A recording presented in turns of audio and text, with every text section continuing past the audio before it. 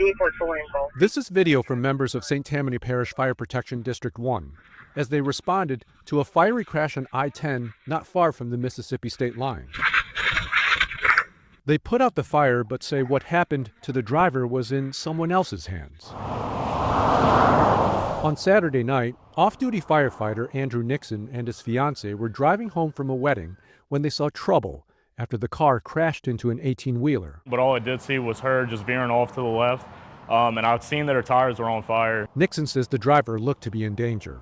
He ran toward the car and found her door slightly open. So I run up to the car and I'm trying to ask her, "Are you all right? Is anyone else in the car?" But she's not answering.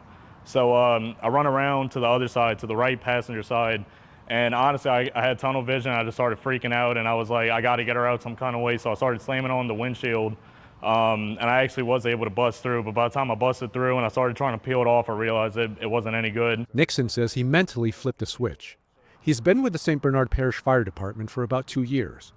With smoke and flames growing, time was running out. I seen the flames start coming into the car, so I knew that I had to get her out like right then and there, or else, And I grabbed her, and somehow, by the grace of God, I literally just lifted her up, pulled her out, brought her to the side, and in the photo you can see that I'm talking to her. That's seconds after I pulled her out. Literally, she had seconds before that car was fully engulfed. St. Tammany's fire chief says it's hard to see how the driver would have survived without Nixon.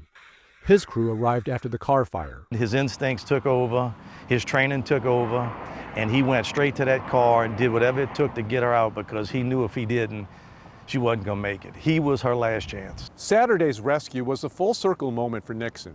In rescuing the driver, he was reminded of another life that was dear to him. His niece Everly died earlier this year. She drowned in a pool, and I remember every single day just thinking, I wish I could just grab her and pick her up, and I feel like in that moment, God and Everly were with me, and they helped me pick her up out that car,